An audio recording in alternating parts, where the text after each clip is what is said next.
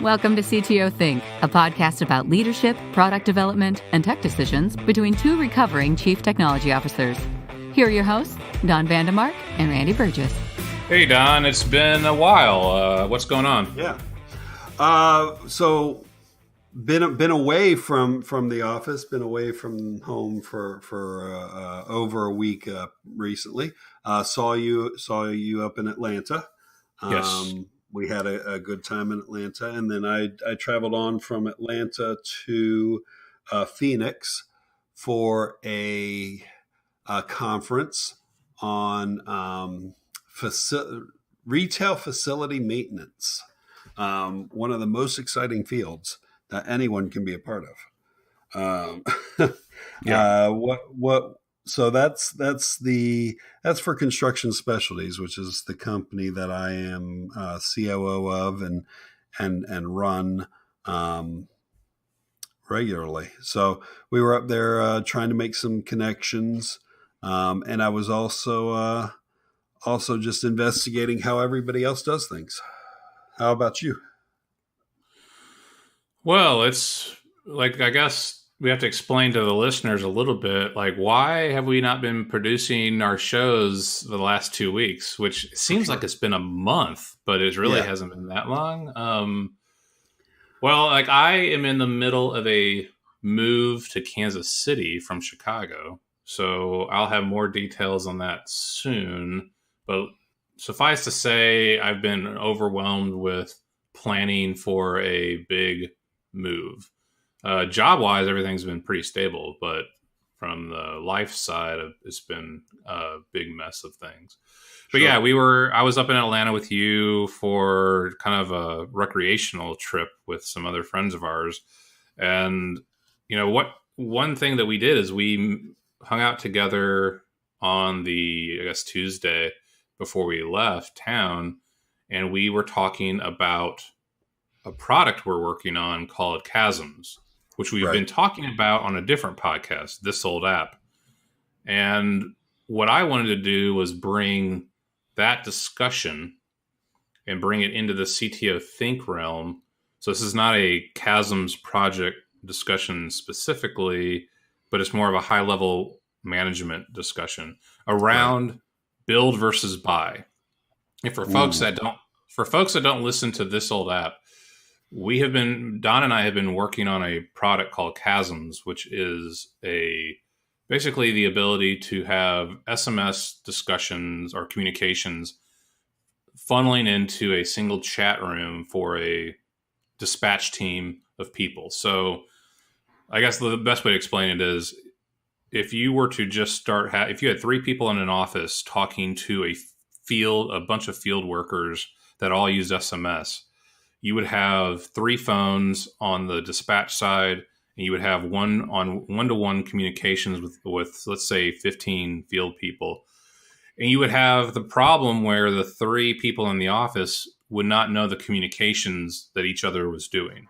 So you'd have a lot of repeat communications between the field people.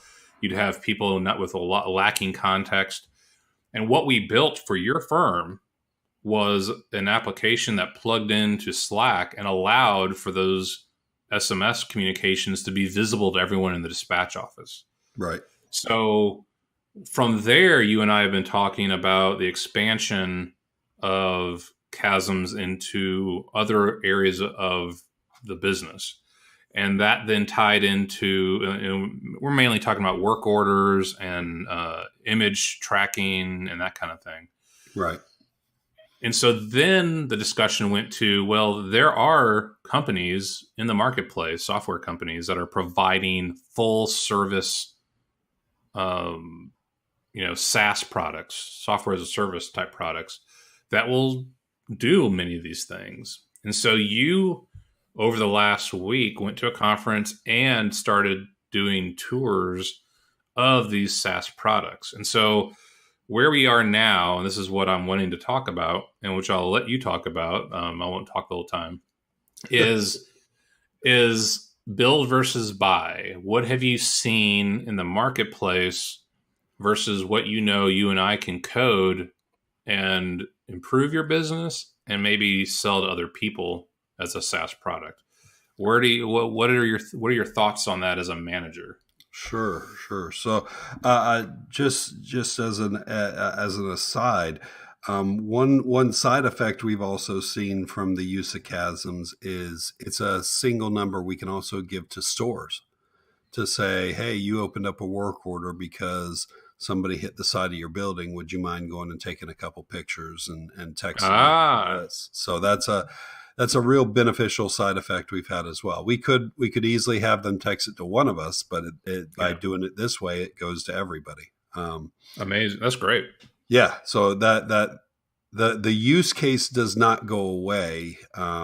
So here's what we were discussing. So we were discussing starting to build out the Chasms product, add some features that we needed. And I think we talked also about putting together something that would eliminate double entry on my side for work orders. Currently, we get work orders in and we have to make a PDF for the field technicians and we have to put the work order into Trello for our own tracking. So that's double entry. And I had put together a quick little application that does that, works beautifully on my local machine, has a few more problems in the cloud that I'm still working through. So we talked about also putting that together. And we started talking about what it would cost to do that, and what it would cost we could afford. But and then we started talking, and then I mentioned that we had been looking at a couple of these field maintenance programs, and I started to show them to you, and then I came around and we, as we were looking, we looked at the pricing, and all of a sudden the pricing was significantly less than if we built it. And which is almost always the initial reaction to buy versus build, is you have all these great ideas, you think about what it's going to cost, and then you turn around and look at what's out there, and oh my goodness, it's a significant difference cost wise. It's much cheaper to buy in most cases. No, probably in all cases, unless you're scoping down what you're building. So that made me put pause in the whole idea, and it was more like, well, we probably need to go give a few of these systems a good hard run through and make sure that they're not going to fit what we need. As we've had this discussion 1,000 times, that there are probably literally hundreds of project management systems. Anybody listening to this podcast probably is aware of at least 5 of them. Yes. The one that everyone almost ends up gravitating towards, if they're of any size, is JIRA.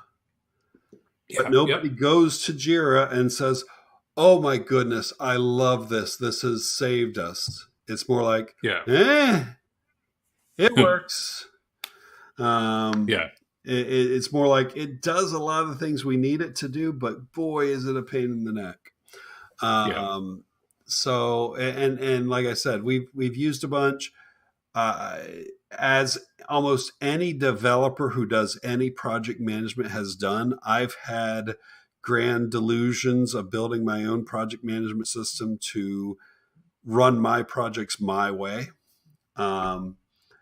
When it comes to field maintenance, it looks like it's very similar. If you do a search for field maintenance solutions, you get to a Capterra page, and the Capterra page just goes on and on and on with all the different solutions out there. And big names like Verizon has one and GE has one. Again, probably things that they were using themselves and said, hey, we can sell this. So it's certainly big names. One we're looking at was built by a couple of ex-Lockheed Martin engineers, and I believe Lockheed Martin uses it to some degree. So when we talk about buy versus build, price is one thing. But I've turned the staff on to these trials, and I said, okay, let's start looking at these trials.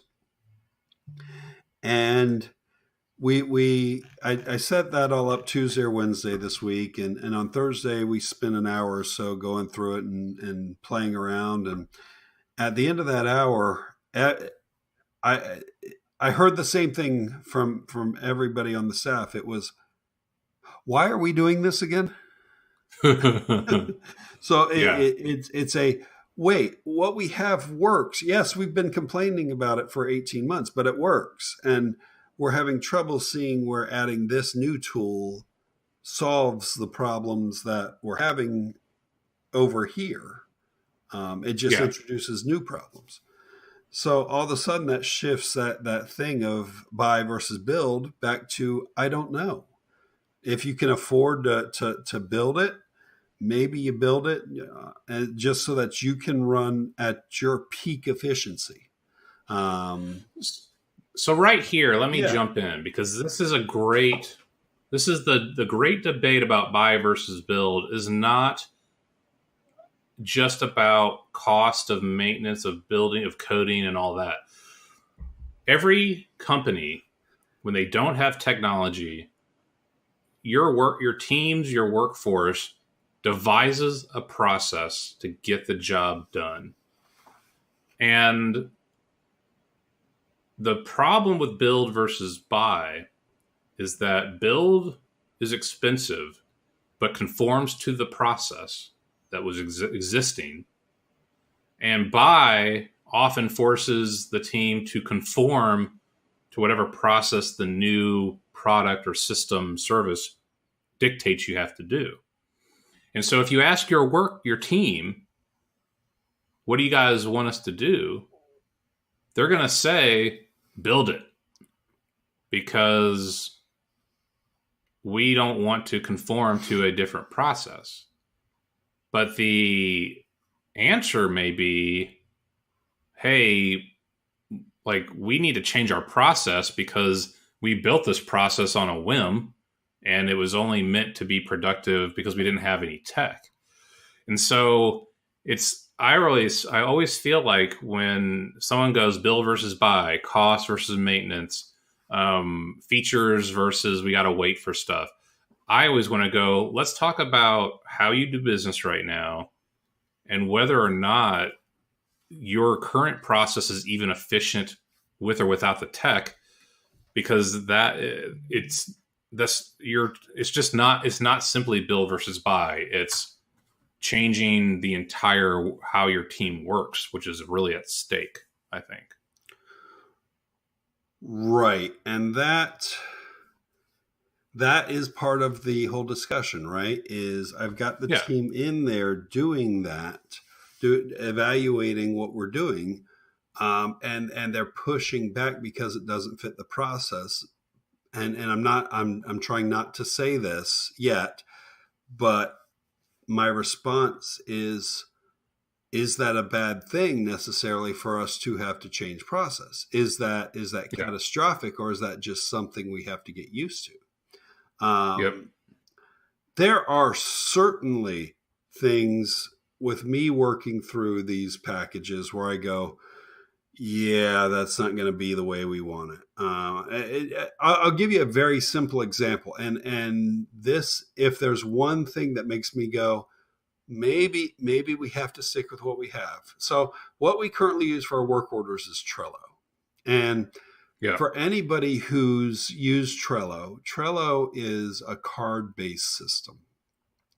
You put your information in a card, and then all the cards are displayed in columns on your screen.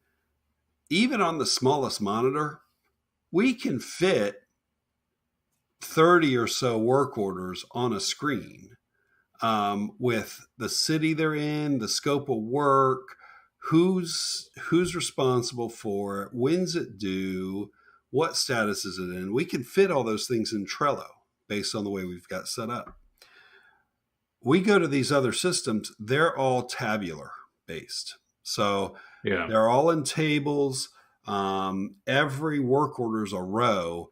And man, if you get 10 to 12 on a screen, you're lucky. Now, they've got great ways to filter and shuffle to where you can look at things you want to look at. But at the end of the day, I kind of like this, for lack of a better term, because it's not quite the right term, this dashboard view where I'm looking at my screen right now. It's up on the screen. Yeah. I can see that right now we've got 7 work orders that we need updates for, updates are overdue for, and another 12 that we're expecting updates today in one glance. And I can't do that in any of these others without that I've seen yet. So let me really quick interject here and ask you a question. Does the view that you need as a manager with that dashboard and the Kanban card system, does that work for the employees that are doing the transactional type level work as well? Are they finding that same benefit? Because I always felt like the managerial view of a project management system, what you need to see versus what someone ground level needs to see is different. It was actually one of the staff members in the office who brought up the fact that there's this disparate view. So they're looking at the same thing I am. And they appreciate having that same ability to see 30, 40 cards at any one time, as opposed to 10 in a table, or 10 to 15 in a table. And I haven't seen any other system that's card based.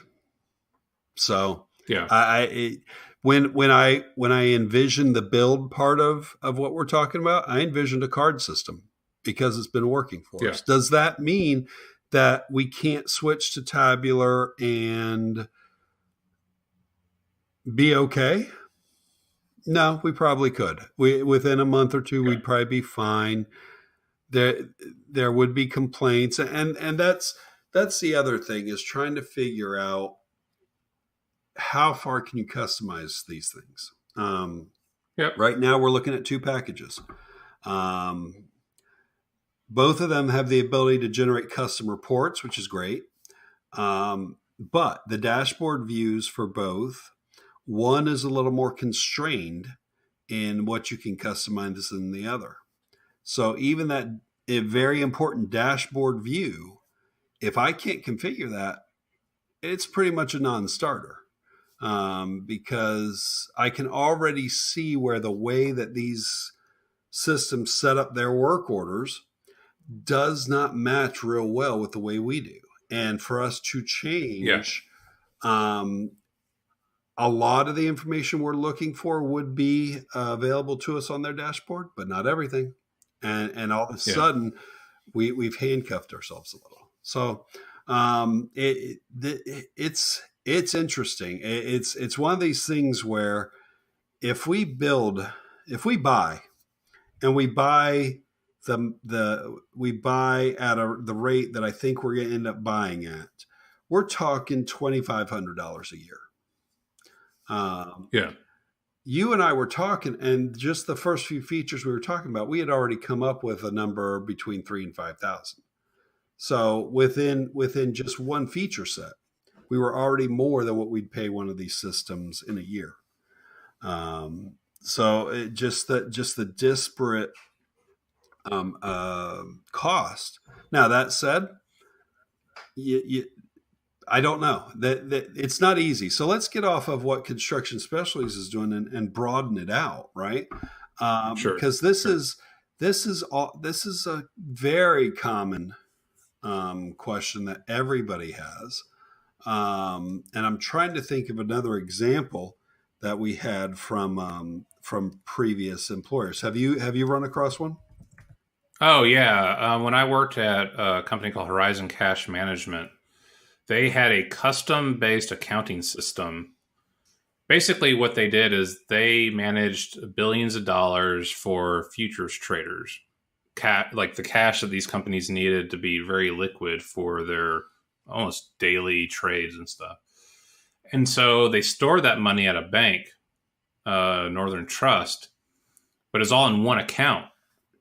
and this is totally legal. It wasn't commingling. It was essentially by the rules of the security SEC or whatever. They maintain an accounting system in alignment with Northern Trust that said, here is the money that's in Northern Trust in big bulk, and here's how we subdivided it between all of our companies, our clients. And so, like, they were using Microsoft Access when I started there. And they're like, and I was like, we got to get off this. We can't keep using Microsoft Access. So the debate for years was, do I build a new accounting system, or do we find an outside product that can work for us? Right. And that was a debate we had for a good amount of time. And we eventually found a company that had a product that was willing to make changes, customizations that would allow Horizon to switch from Microsoft Access to a modern .NET C# application. And I decided, I was like, okay, if I do this build, I'm married to the company for the long term. Like, there's no way they could survive without me if I build this for them. And I'd been there 7 years at that point, and I was starting to think about if I want to do other stuff. And so I made the choice as a recommendation that we should not build this custom software ourselves, because I'm not necessarily going to stick around, but you are not a software company, and you don't have the money or wherewithal to maintain a custom application for the long haul. And this other company does. And that's how we came to the build versus buy choice for them. Sure. And that's, you know what, that's where it ends up, right? It doesn't necessarily marry you to the company, because they could have gone and found somebody else to maintain it. But it certainly is a huge consideration. It would be harder. It would be hard for them. I knew them very well. It would be very difficult. You could find someone to replace me if I was working at Construction Specialties, right, because you had the knowledge of the tech industry. It would have been very hard for the founder to do that same thing.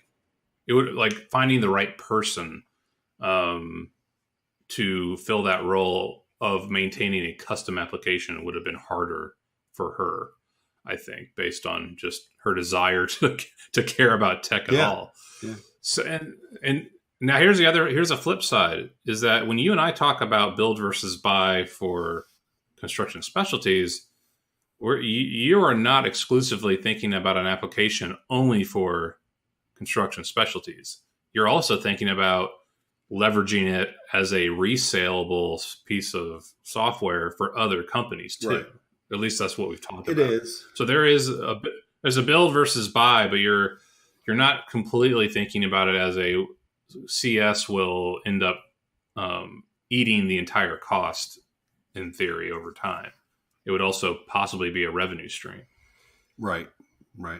And that's a good segue to one of the things I saw at the conference. So when I was at the conference, I went to a few different tables of companies that had software.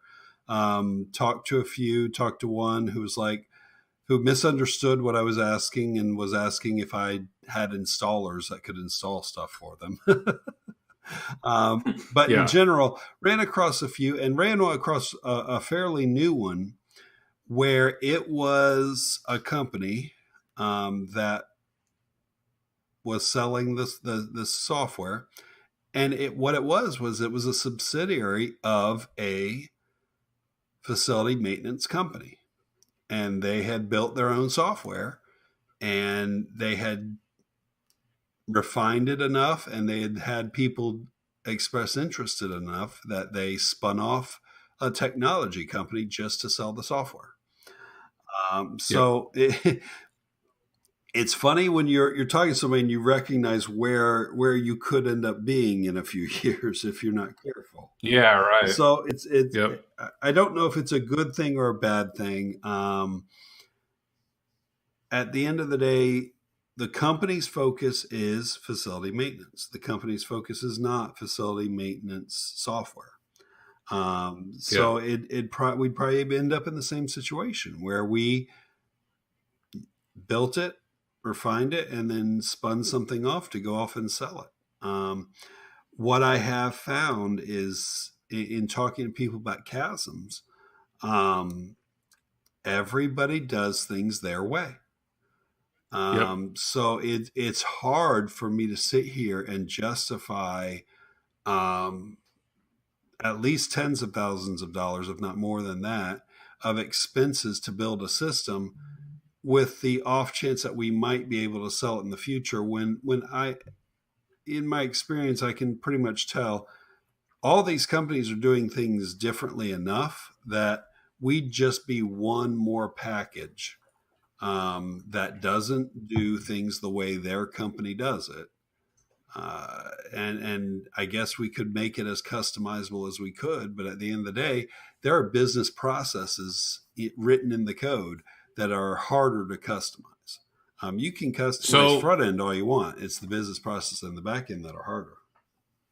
So that speaks to the question of, do you build features or modules that plug into someone's own system? Like we've talked about chasms chasms right now is a single feature system, right?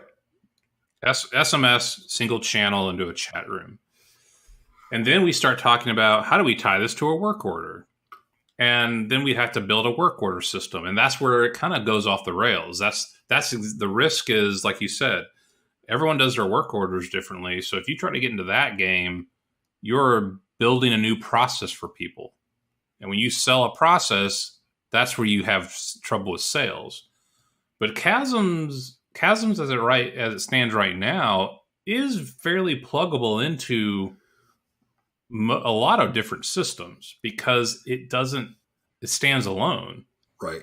In the sense that if you before were just using a cell phone talking to your field managers with SMS, our system improves upon that platform. And I don't think it really works against it, whatever existing process you had. So the question is, do you build a suite of tools that is like pick and choose as you wish, and you don't have to really change your process that you've devised yourself. You can just use this feature where you need it.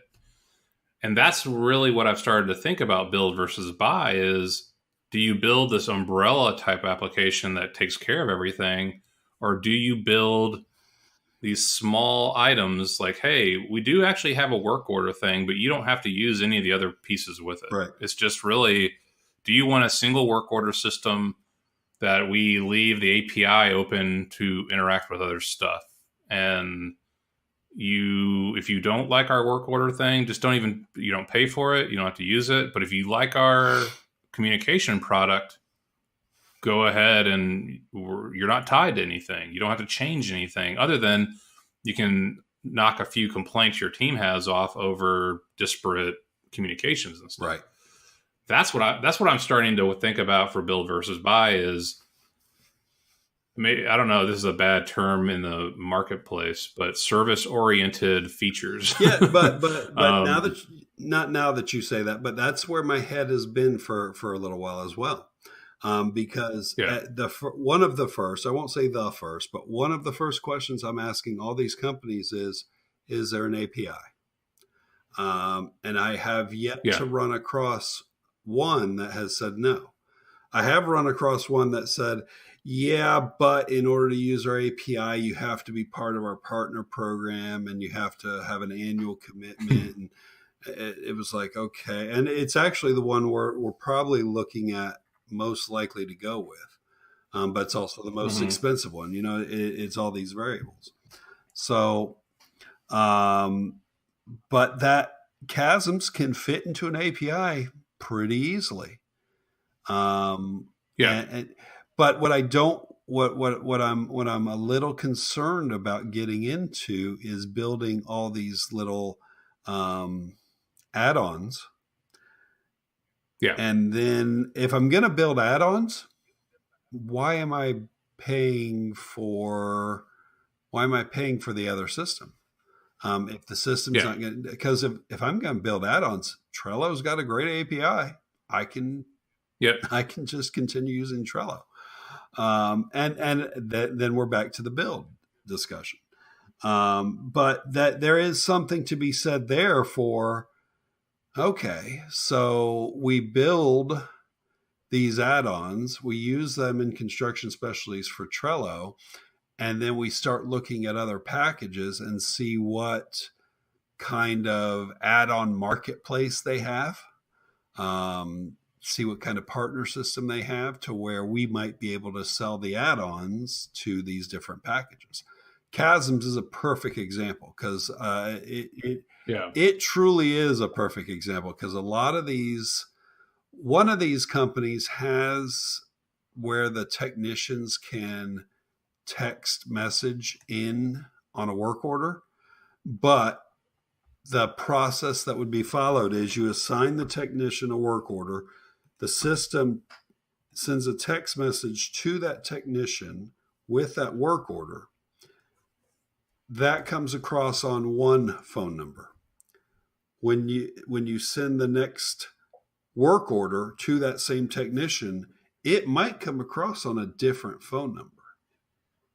Yeah. So all of a sudden they can't, it's really hard for the technician to respond back using the right text message. Yep. So Chasms kind of fits in there real nice. And that if there's a market for it, maybe that's where it is. Because in talking to people, I haven't found anyone yet that I could convince that Chasm works for them. But we've been talking about Chasms as a text to chat channel application. When the pivot may be, it's actually a text to work order management system and chat channel system. Yeah. So we may be looking at a small pivot there. So you're right that putting together a bunch of add-ons and bolting them together into a system is another way of doing it, and it's one I've been thinking about. So forgive me if I didn't catch this, but the systems you looked at, the SaaS products you looked at, they do or they don't have a Chasm-like product? Or feature? One has that feature that I described with the text messaging. The other does not. Yeah. And when I've looked for, so a lot of these systems are predicated on the fact that the technician will use that system on their phone through their app. So each of these systems has their own mobile app as well. So they're not really looking for a text to work order management system interface. But as I said at the beginning, there are other uses. Having the stores text in pictures. There are other uses that make sense for this type of system. So that's kind of where I've only seen one that has any kind of really robust text messaging. The rest, I think there was one that allowed you to set up some statuses for work orders, and then technicians could text in a single number, 1, 2, 3, 4, 5, 6, something like that. To say en route, on site, needs estimate, complete, needs materials, things like that. But that's not really, I mean, that's useful to a small degree, but that's really not what we're looking for. So in general, or actually not in general, we've been talking about very specific build versus buy scenarios. And usually for CTO Think, we talk about more abstract, like what does a manager need to think about? But, you know, I feel like we're getting to this spot and we're getting to this spot in the software world and the working world where companies are blending. They're taking like Salesforce. The sales team, the marketing team is using a product for CRM, for analytics and reporting. And the dev team is like, we don't want to work on that stuff. Like the core product of the company, we work on that. When it comes to a system that is from the marketing team, we're going to let someone else build that. But then all of a sudden you're like, yeah, but the sales team needs data from the product side. And so you build these little connections in the middle. And I think we're starting to see this build versus buy being build and connect to bought. Yeah. Does that make sense? It does. And I think that's where we sit. And I don't have an answer today. And that's why we kind of record these podcasts, right? Yeah, right. It's real life. And on this one, there's no right answer here. There's just a bunch of wrong answers. Is the negative way to look at it, right? In the end, whatever choice we end up making, it'll work for us. And then there's going to be that other side that'll be, but we could have done this. So I completely agree with you that I'm more willing to sit here and figure out a way to cobble together a bunch of independent things that maybe on the back end use REST or possibly GraphQL to talk to each other. And cobble something together that we can use that fits our needs perfectly, but also continue to research with these other companies and figure out what kind of add-on marketplaces they have or what kind of appetite they have for add-ons. Because I can certainly see where we could turn around and sell Chasms to one of these because they don't really have a text messaging capability. They would argue they don't need it because the technicians should be using the app itself. But that's not really the question. So, and I still stand by the idea that SMS is not 100% dead and that deploying applications across your workforce in the gig economy is kind of a bear for a non-software firm. Right. So by just saying, hey, use this tool that lets the gig economy workers use good old-fashioned SMS is still powerful. Yeah, I agree.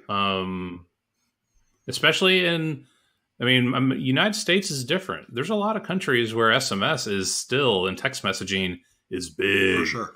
And maybe it'd be WhatsApp, maybe Snap or something. No, Snap would be horrible, but maybe there's messaging apps that it's not like iMessage, but it is a messaging platform that we would need to plug into an API, but it's still like everyone in this country uses this particular app for messaging.